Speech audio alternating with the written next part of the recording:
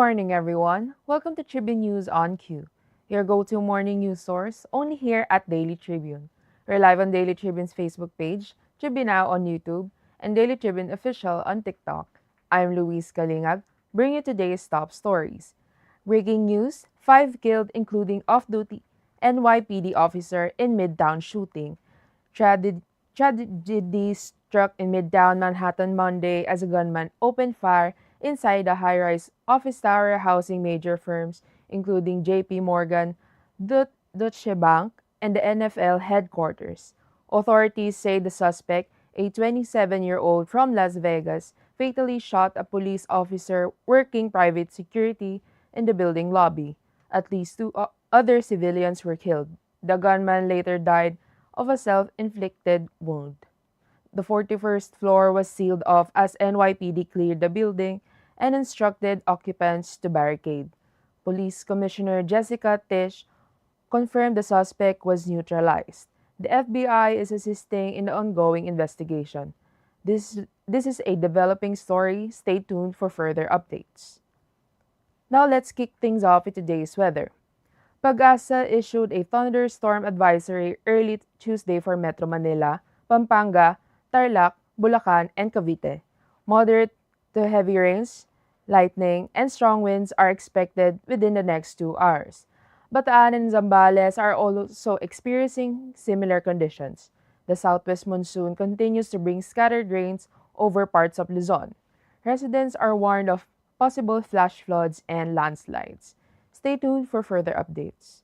For our traffic segment, as of 8:11 a.m., a stalled SUV due to mechanical trouble is occupying one lane at Quezon Avenue Maxima westbound. Meanwhile, at 8:14 a.m., a stalled AUV was also reported at C5 Blue Ridge southbound, also occupying one lane. MMDA enforcers are on site managing both situations. Now let's move on to today's headlines. Senator Ping Lacson applauded President Marcos for his bold call to end corruption in flood control projects, especially the line, "Mahiya naman kayo."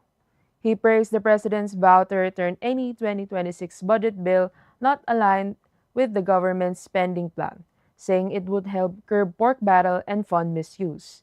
Lacson reaffirmed his push to expose budget insertions. The Philippine Chamber of Commerce and Industry raised concerns over key issues left out of President Marcos's SONA, including U.S. tariffs on exports, online gambling, and controversial political cases.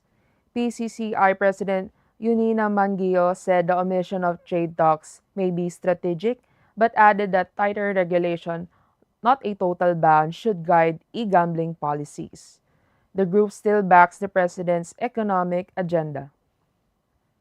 President Bongbong Marcos delivered a strong message during his fourth State of the Nation address, warning government officials and contractors allegedly pocketing funds for flood control projects. He called out substandard and even non-existent infrastructure, saying, "Mahiya naman kayo." The president revealed plans to audit and review all flood control projects in the past 3 years and published the findings. He also vowed legal action against those found guilty, including colluding contractors. This comes as NDRRMC reports 31 deaths and over 6 million people affected by recent tropical cyclones and the habagat. Nag-inspeksyon ako at sa naging epekto ng habagat ng bagyong Krising, Dante at Emong.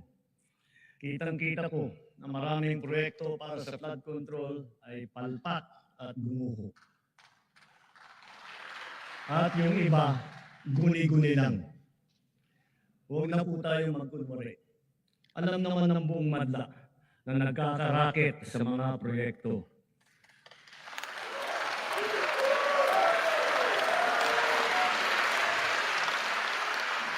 Mga kickback, mga initiative, errata, SOP, for the boys.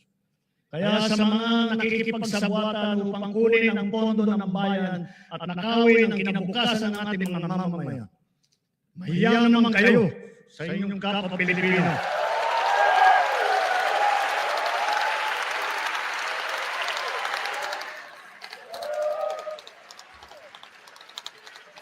Mahiya naman kayo sa mga kabahayan nating naanod o nalubog sa mga pagbaha. Mahiya naman kayo, lalo sa mga anak natin na magmamana sa mga utang na ginawa ninyo ng binibigyan nyo ng pera.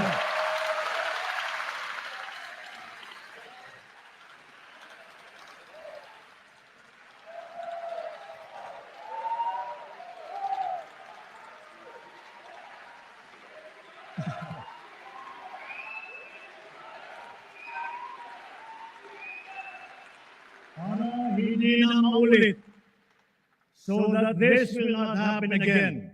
First, the DPWH will immediately submit to me a list of all flood control projects from every region that were started or completed in the last 3 years. Second, the Regional Project Monitoring Committee shall examine that list of projects and give a report on those that have been failures, those that were not finished, and those that are alleged to be ghost projects.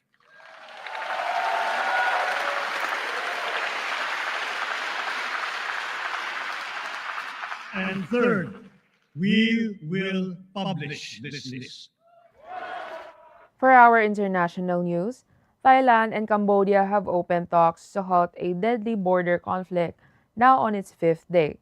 Over 200,000 people have fled the disputed zone, where heavy artillery and gunfire continue around centuries-old temple sites. The meeting, held in Malaysia's administrative capital, was mediated by ASEAN Chair Anwar Ibrahim. Delegates from the US and China were also present. US President Donald Trump reportedly called both Southeast Asian leaders over the weekend to urge a swift resolution. Despite the negotiations, fresh accusations were traded Monday. Thailand claimed Cambodia was acting in bad faith, while Cambodia accused Thailand of invading with heavy weapons and troops. The US dollar surged Monday following a new US EU trade deal, but major European markets declined as investors viewed the agreement as one sided. Frankfurt saw sharp losses, with German car makers down over 3%. Paris and London also closed lower. Meanwhile, Wall Street ended mixed, and oil prices rose after President Trump moved up the deadline to sanction Russian crude buyers. For our business news, Vitro Incorporated, the data center arm of PLDT, has secured TIA 942 rated 3 certifications for both design and facility across all its flagship data centers, including Vitro Santa Rosa. The 50-megawatt hyperscale site houses over 4,500 racks and is AI-ready, telco-neutral, and safe from hazard zones. Vitro says this affirms its leadership in world-class data center operations.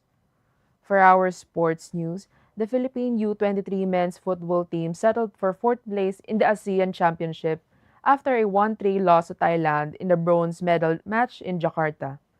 Thailand sealed the win with goals in the 29th, 74th, and 86th minutes.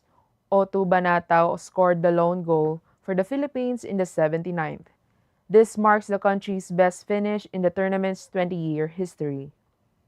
For our entertainment news, Kapuso actress Shaira Diaz turned emotional after trying on her wedding dress for the first time. In an Instagram post, she shared a video wiping away tears, saying, "It's so beautiful."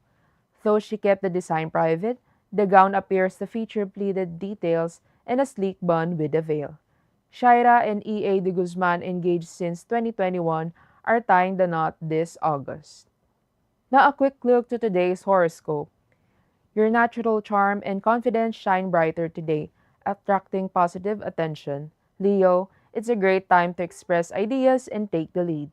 Stay open to collaboration, but trust your instincts. A bold move could bring unexpected but rewarding results. Check your luck. The universe might have a surprise in store. Katribu, did you know?